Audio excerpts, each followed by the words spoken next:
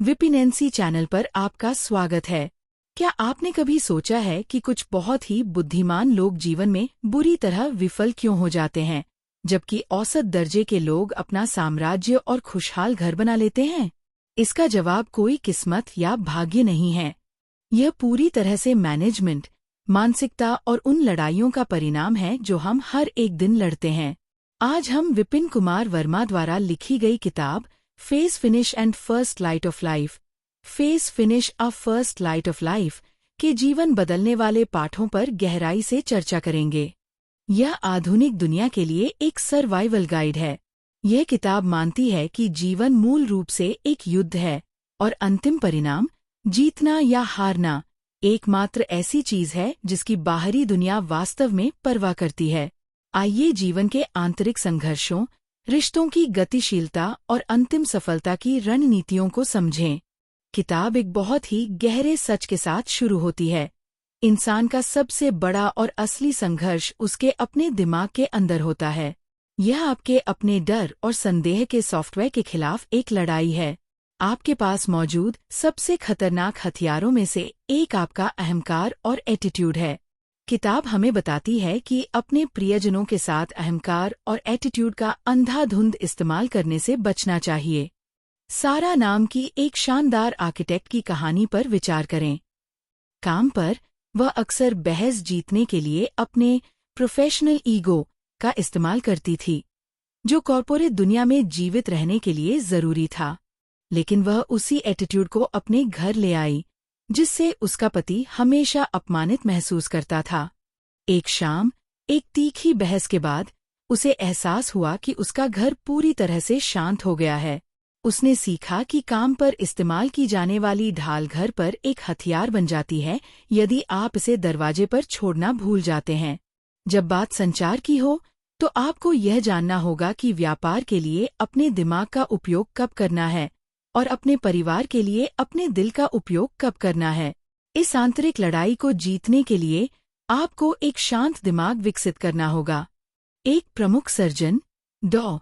Eris को देखिए। जब एक बहुत ही जोखिम भरी सर्जरी के दौरान अस्पताल की बिजली चली गई, तो उनके सहायक घबरा गए और उन्होंने उपकरणों की एक ट्रे गिरा दी। लेकिन डॉ. एरिस, जो रोजाना ध्यान का अभ्यास करते थे, बिल्कुल स्थिर खड़े रहे और गहरी सांसें लेते रहे। जब रोशनी वापस आई, तो उनके हाथ बिल्कुल स्थिर थे। उन्होंने साबित कर दिया कि बाहर की दुनिया भले ही कितनी भी अराजक क्यों न हो, जो व्यक्ति अपनी आंतरिक शांति को वश में कर लेता है, वह सबसे अच्छे फैसले लेता है। एक शांत दिमाग स्पष्ट विकल्प चुनने में सक्षम बनाता है और आपकी उत्पादकता को बढ़ाता है। सफलता में एक और बड़ी बाधा आत्मसंदेह है, जिसे किताब समय का चोर बताती है। केविन नाम के एक व्यक्ति का सपना एक बेकरी शुरू करने का था, लेकिन उसने केवल रिसर्च करने में 3 साल बिता दिए क्योंकि उसे अपने ही कौशल पर संदेह था। जब वह हिचकिचा रहा था, कम प्रतिभा लेकिन अधिक आत्मविश्वास वाले उसके एक दोस्त ने सफलता प्राप्त कर ली। केविन को अंततः एहसास हुआ कि उसका आत्मसंदेह उसका समय चुरा रहा है। उसने छोटे स्तर से शुरुआत की, दिन में सिर्फ 10 रोटियां पकाना शुरू किया, और हर सफल कोशिश ने उसके आत्मविश्वास को बढ़ाया। आपको एक नए फॉर्मूले के साथ अपने दिमाग को प्रोग्राम करके डर को दूर करना होगा, जो आपको नई स्थितियों को आत्मविश्वास से संभालने की अनुमति देता है। मानव अस्तित्व में सबसे बड़ी समस्या बदलाव का कड़ा विरोध करना है। लोग नौकरी सुरक्षित करते हैं, एक दिनचर्या में ढल जाते हैं और अपनी मानसिकता को विकसित किए बिना खुद को शारीरिक रूप से बूढ़ा होने देते हैं। वे यह महसूस करने में विफल रहते हैं कि एक स्थिर दिमाग एक गतिशील दुनिया को पार नहीं कर सकता। कर्नल हार्लन सैंडर्स, जो KFC के संस्थापक हैं, उनके उदाहरण पर विचार करें। 65 वर्ष की आयु में उन्हें अपना पहला सामाजिक सुरक्षा चेक मिला, जो उनके वित्तीय संघर्षों की याद दिलाता था। अपने बुढ़ापे का शिकार बने रहने के बजाय उन्होंने अपनी मानसिकता बदलने का फैसला किया और अपनी चिकन रेसिपी बेचने के लिए देश भर में यात्रा करना शुरू कर दिया। इस दौरान उन्हें 1000 से अधिक बार अस्वीकृति का सामना करना पड़ा, लेकिन इन बाधाओं ने उनकी सफलता की यात्रा को नहीं रोका। स्थिर रहने से इनकार करके उन्होंने साबित कर दिया कि रणनीति में बदलाव जीवन के किसी भी चरण में उपलब्धि की ओर ले जा सकता है। कल्पना कीजिए कि आप बाहर हैं और अचानक बारिश होने लगती है। आप तुरंत खुद को बचाने का रास्ता खोज लेंगे। आप वहां भीगते हुए इसलिए नहीं खड़े रहेंगे क्योंकि आपको सूखे मौसम की आदत थी। जब स्थितियां बदलती हैं तो अपनी पुरानी मानसिकता में फंसे रहना उतना ही अतार्किक है जितना कि तूफान में बिना बचाव के खड़े रहना। एक बार जब आप अपने आंतरिक संसार पर विजय प्राप्त कर लेते हैं तो आपको रिश्तों की गतिशीलता को नेविगेट करना सीखना होगा। विश्वास एक बहुत ही नाजुक नींव है। झूठ बोलना काम को अस्थायी रूप से आसान बना सकता है, लेकिन ये कभी भी दीर्घकालिक रणनीति नहीं है। एक बार जब विश्वास चला जाता है तो कोई भी आपकी बात पर यकीन नहीं करेगा। लियो नाम का एक सेल्समैन सौदे पक्के करने के लिए सच को घुमा फिराकर पेश करने के लिए प्रसिद्ध था। 1 साल बाद उसके फोन की घंटी बजनी बंद हो गई क्योंकि ये बात फैल गई थी कि उसके वादे खोखले हैं। यहाँ तक कि जब उसने एक शानदार सौदा पेश किया तब भी किसी ने उस पर विश्वास नहीं किया। विश्वास इंद्रिंट बनता है, लेकिन इमारत को गिराने के लिए सिर्फ एक झूठ काफी है। किताब यह भी बताती है कि लोग हमेशा के लिए रिश्ते क्यों छोड़ देते हैं। एलेना 10 साल से सारा की सबसे अच्छी दोस्त थी। पिछले 2 वर्षों से सारा ने दूसरों के सामने एलेना के करियर के बारे में छोटे, चुभने वाले मजाक करने की आदत विकसित कर ली थी। एलेना ने हर बार उसे माफ कर दिया, अपने आराम से ज्यादा उनकी पुरानी दोस्ती को महत्व दिया। सारा ने मान लिया कि उनका बंधन अटूट है। हालांकि एक मंगलवार को सारा ने एलेना के जूतों के बारे में एक छोटी सी टिप्पणी की। यह एक छोटी सी बात थी, लेकिन यह वह क्षण था जब विश्वास का टैंक बिल्कुल शून्य हो गया था। एलेना उठी और बाहर चली गई और कभी वापस नहीं लौटी। सारा के लिए यह अचानक था, लेकिन एलेना के लिए यह हजारों छोटे घावों का अंतिम परिणाम था। व्यावसायिक सेटिंग्स में किसी सहकर्मी पर बहुत अधिक भरोसा करना आपको बड़ी समस्याओं में खींच सकता है। क्लारा नाम की एक छोटे व्यवसाय की मालकिन ने एक आईटी ठेकेदार को काम पर रखा। क्योंकि वह आकर्षक था, उसने उस पर परिवार के सदस्य की तरह भरोसा करना शुरू कर दिया। अंततः उसे अपने व्यक्तिगत खातों तक पहुंच दे दी और अपने साप्ताहिक ऑडिट बंद कर दिए। 6 महीने बाद उसे पता चला कि वह छोटी छोटी रकम निकाल रहा था जो मिलकर एक बहुत बड़ी रकम बन गई थी। क्लारा ने एक दर्दनाक सबक सीखा। कार्यस्थल व्यावसायिकता के लिए है, अंधा विश्वास बनाने के लिए नहीं।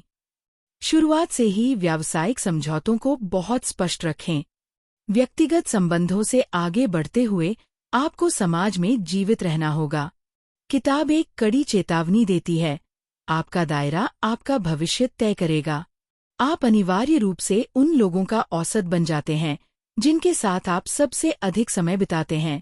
इसे साबित करने के लिए लेखक ने गोल्डन ईगल यानी सुनहरे बाज की कहानी साझा की है। एक दुर्लभ सुनहरे बाज का अंडा गलती से मुर्गियों के बाड़े में गिर गया। बाज का बच्चा मुर्गियों के बीच पैदा हुआ और पला बढ़ा। वह मुर्गियों की तरह चलता था, मुर्गियों की तरह कीड़े खाता था और कभी भी जमीन से कुछ फीट से ज्यादा नहीं उड़ता था क्योंकि उसकी संगति यही करती थी। एक दिन उसने एक शानदार पक्षी को आसमान में बहुत ऊंचाई पर उड़ते देखा। उसने पूछा कि वह क्या है। पुरानी मुर्गियों ने कहा, वह पक्षियों का राजा है, लेकिन तुम उसके जैसे नहीं बन सकते, तुम सिर्फ एक मुर्गी हो। बाज ने अपनी क्षमता के बजाय अपनी संगति पर विश्वास किया। वह यह सोचकर जिया और मरा कि वह एक मुर्गी है, ये जाने बिना कि वह आसमान पर राज करने के लिए पैदा हुआ था।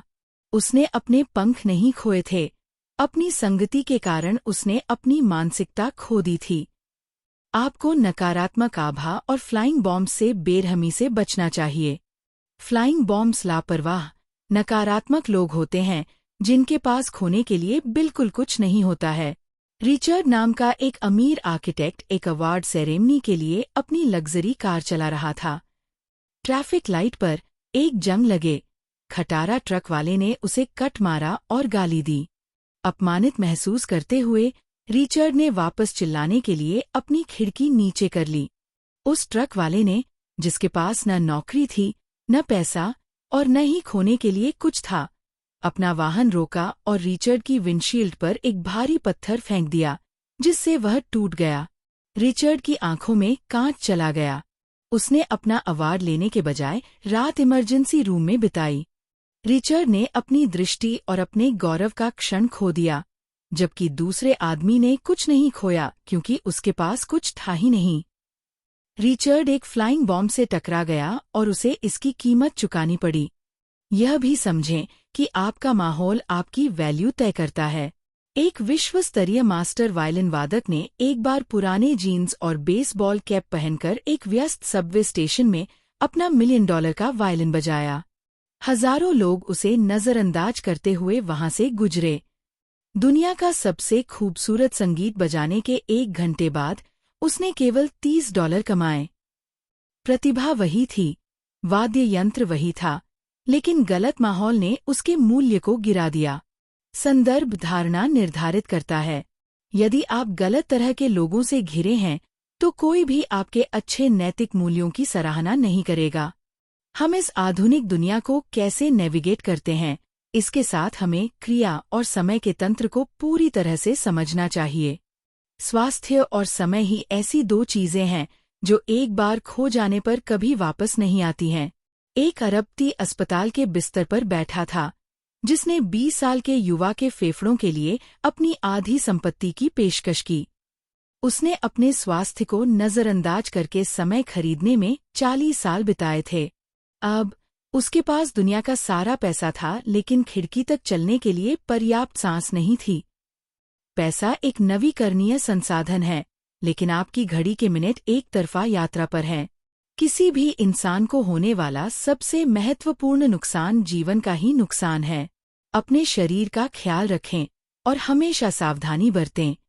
हमारे पास जो समय है उसे अधिकतम करने के लिए हमें निष्क्रिय ज्ञान से सक्रिय अनुप्रयोग की ओर बढ़ना होगा।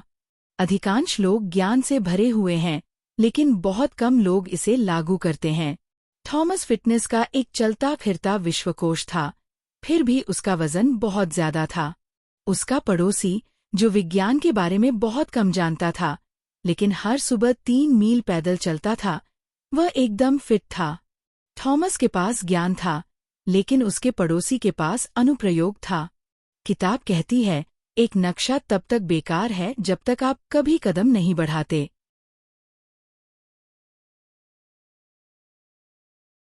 जीतने के लिए आपको अत्यधिक बौद्धिक होने की आवश्यकता नहीं है, आपको एक एक्शन लेने वाला होना चाहिए। बौद्धिक लोग गहराई से विश्लेषण करते हैं और बहस जीतने की कोशिश करते हैं, लेकिन एक्शन लेने वाले सीमित ज्ञान के साथ कार्रवाई करते हैं और मोमेंटम बनाते हैं। फेसबुक के संस्थापक मार्क जुकरबर्ग ने परफेक्ट प्लानिंग के बजाय मोमेंटम को चुना। उनका मानना था कि तेजी से आगे बढ़ो और चीजों को तोड़ो। कार्रवाई के लिए पैसे, धैर्य और जोखिम लेने की आवश्यकता होती है। ज्ञान केवल एक संभावित ऊर्जा है। ये तभी सफलता बनती है जब आप इसमें वास्तविक दुनिया की कार्रवाई का घर्षण जोड़ते हैं। इसके अलावा आपको सही समय पर सही प्रयास करना चाहिए। मास्टर आर्चर की कहानी पर विचार करें, जिसके 2 छात्र थे, रवि और समीर। मास्टर ने उनसे कहा, मैं तुम्हें चलते हुए लक्ष्य पर निशाना लगाना केवल मानसून के मौसम में सिखाऊंगा जब हवा तेज होती है। रवि ने शिकायत की, ये बहुत गीला और कीचड़युक्त है, मैं सर्दियों का इंतजार करूंगा। हालांकि समीर हर दिन बारिश में अभ्यास करता था, कीचड़ में फिसलता था और हवा से जूझता था। जब सर्दियां आईं, तो एक तूफान के दौरान दुश्मन ने हमला कर दिया। रवि निशाना नहीं लगा सका क्योंकि वह केवल शांत मौसम में ही निशाना लगाना जानता था। समीर, जिसने सही समय पर प्रशिक्षण लिया था, उसने गांव को बचा लिया। रवि तैयारी के मौसम से चूक गया था, और जब उसने बाद में सीखने की कोशिश की तो बहुत देर हो चुकी थी। एक बार जब आप कार्रवाई करना शुरू कर देते हैं, तो आपको पूर्णता पर ध्यान देना चाहिए। अक्सर लोग सफल नहीं होते क्योंकि वे कार्य को पूरा करने में विफल रहते हैं। एक इंजीनियर ने एक चौड़ी नदी पर पुल बनाना शुरू किया। उसने मजबूत खंभे बनाए और 90% पानी को पार कर लिया। लेकिन जैसे ही वह दूसरी तरफ के करीब पहुंचा, वह ऊब गया। उसने सोचा, मैंने कठिन हिस्सा कर लिया है, बाकी आसान है, और वह एक गगनचुंबी इमारत डिजाइन करने के लिए आगे बढ़ गया। वह पुल सालों तक अधूरा खड़ा रहा। कारें उस पर चल सकती थीं, लेकिन उन्हें अंत में वापस मुड़ना पड़ता था। यह बेकार था। एक साधारण लकड़ी की नाव उसके 90% तैयार पुल से अधिक मूल्यवान थी, क्योंकि नाव वास्तव में लोगों को दूसरी तरफ ले जाती थी। जीवन में पूरी तरह से पूरा किया गया एक छोटा कार्य अधूरे छोड़े गए एक विशाल प्रोजेक्ट से अधिक मूल्य का होता है। अधूरे काम का कोई फायदा नहीं होता। तो अगर जीवन एक युद्ध है, तो सफलता की अंतिम रणनीति क्या है? लेखक के अनुसार सफलता प्रचुर संसाधनों का विषय नहीं है, ये पूरी तरह से प्रबंधन का विषय है। सिलास और आर्थर नाम के 2 किसानों को देखिए। सिलास को एक बहुत बड़ा उपजाऊ खेत मिला जिसके बीच से एक नदी बहती थी, लेकिन उसमें अनुशासन की कमी थी। वह देर से उठता था और उसने कभी अपनी बाड़ की मरम्मत नहीं की, ये मानकर कि अमीर जमीन उसके लिए काम करेगी। दूसरी ओर आर्थर ने एक सूखी पहाड़ी पर एक छोटा पथरीला भूखंड खरीदा जहां मिट्टी खराब थी, लेकिन आर्थर एक मास्टर मैनेजर था। उसने बारिश का पानी इकट्ठा करने के लिए एक सिस्टम बनाया, एक एक करके पत्थर हटाए और धूप को अधिकतम करने के लिए सावधानीपूर्वक फसलों को पंक्तियों में लगाया। जब गांव में सूखा पड़ा तो सिलास की फसलें मर गईं, क्योंकि उसने अपना पानी बर्बाद कर दिया था, जबकि आर्थर का खेत लहलहा रहा था क्योंकि उसने अपने सीमित संसाधनों का पूरी तरह से प्रबंधन किया था। सिलास सोने की खदान पर भूखों मर गया, जबकि आर्थर ने एक चट्टान पर दावत की। आपके पास दुनिया की सारी प्रतिभा और संसाधन हो सकते हैं, लेकिन उन्हें आवंटित करने की क्षमता के बिना आपकी क्षमता बर्बाद हो जाएगी। सबसे अच्छा इंसान हमेशा समाधान खोजता है। जब एक भारी तूफान के कारण एक सामुदायिक केंद्र में भारी रिसाव हुआ, तो अधिकांश सदस्यों ने घंटों यह बहस करने में बिता दिए कि ये किसकी गलती है। लेकिन डेविड नाम के एक शांत व्यक्ति ने उस बहस में हिस्सा नहीं लिया। उसने तुरंत बाल्टियां रखना शुरू कर दिया और महंगे उपकरणों को स्थानांतरित करने के लिए एक समूह का आयोजन किया। जब दूसरे लोग समस्या में व्यस्त थे, डेविड समाधान में व्यस्त था। कोई समस्या एक अवसर भी हो सकती है यदि आप उसे सही नजरिए से देखें।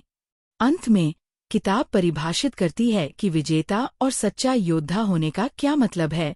जीवन कभी किसी के लिए आसान नहीं रहा।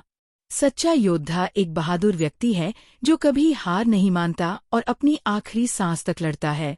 एक होने के लिए आपको किसी मेडल की आवश्यकता नहीं है। असली योद्धा मार्था थी। उसने डबल शिफ्ट में काम किया, अपनी माँ की देखभाल की और फिर भी अपने बच्चों को देखकर मुस्कुराई। उसने थकान और बिलों की दैनिक लड़ाई लड़ी। मार्था ने साबित कर दिया कि अपने परिवार के जीवन को सुंदर बनाने के लिए लड़ने वाला कोई भी व्यक्ति एक योद्धा है। सफलता के लिए दृढ़ संकल्प की आवश्यकता होती है। J.K. रोलिंग, प्रसिद्ध हैरी पॉटर किताबों की लेखिका, उन्हें पब्लिशिंग हाउस से 12 बार स्वीकृति का सामना करना पड़ा। एक सिंगल मदर होने और वित्तीय समस्याओं के बावजूद उन्होंने कभी हार नहीं मानी और अपने लक्ष्य पर दृढ़ रहीं। एलोन मस्क को अपनी कंपनी स्पेसएक्स के साथ शुरुआती दौर में दिवालियापन और 3 रॉकेट लॉन्च में शानदार विफलताओं का सामना करना पड़ा। हालांकि उन्होंने कभी हार नहीं मानी और चौथा रॉकेट लॉन्च सफल रहा। अब्राहम लिंकन को व्यापार और राजनीति में अनगिनत हार का सामना करना पड़ा, फिर भी वे डटे रहे और अमेरिका के राष्ट्रपति बने। उन हार में से हर एक प्रयास था जिसने उन्हें अनुभव प्राप्त कराया। प्रीमियम क्वालिटी लूजर्स बनने से बचें। ये वे लोग हैं जो हमेशा विक्टिम होने का दिखावा करते हैं और बेवजह रोते हैं। वे एनर्जी सकर हैं जो ध्यान और सहानुभूति पाने के लिए दूसरों को बेवकूफ बनाने का आनंद लेते हैं। वे कभी किसी गलती की जिम्मेदारी नहीं लेते और सरल समाधानों को जटिल बना देते हैं। उन पर अपनी ऊर्जा और समय बर्बाद न करें। अपने जीवन की जिम्मेदारी लें, क्योंकि हर किसी के पास समस्याएं और चुनौतियां हैं। जीवन में सबसे बड़ा लूजर वह व्यक्ति है जो कभी कोशिश नहीं करता और हमेशा बहाने बनाता है। थॉमस और जैक नाम के दो पड़ोसी एक सुंदर बगीचा उगाना चाहते थे। जैक ने तुरंत खुदाई शुरू कर दी। उसने गलतियां की, बहुत ज्यादा पानी दिया और कुछ पौधे मर गए, लेकिन उसने अपनी गलतियों से सीखा और नए बीज बोए। दूसरी ओर थॉमस बागवानी के बारे में किताबें पढ़ता हुआ बैठा रहा, क्योंकि वह परफेक्ट मौसम का इंतजार कर रहा था। महीनों बीत गए और जैक का बगीचा फूलों और जीवन से भरा था, क्योंकि उसने संघर्ष किया और फिर से शुरुआत की। थॉमस का बगीचा अभी भी सिर्फ खाली मिट्टी था। थॉमस के पास कोई विफलता नहीं थी, लेकिन उसके पास कोई खूल भी नहीं था। वह सबसे बड़ा हारने वाला था, इसलिए नहीं कि वह एक बगीचा नहीं उगा सकता था, बल्कि इसलिए क्योंकि उसने कभी जमीन भी नहीं खोदी थी। अंत में बाहरी दुनिया आपके बैकग्राउंड, आपके बहानों या आपकी विशिष्ट स्थिति कितनी कठिन थी, इसकी परवाह नहीं करती है। अंतिम परिणाम ही मायने रखते हैं। वे केवल एक ही सवाल पूछते हैं, क्या आप विजेता हैं या हारने वाले?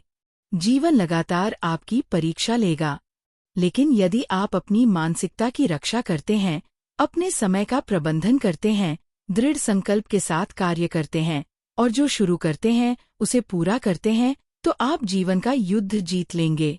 विपिनेंसी चैनल पर इस पूरी समरी को सुनने के लिए आपका धन्यवाद।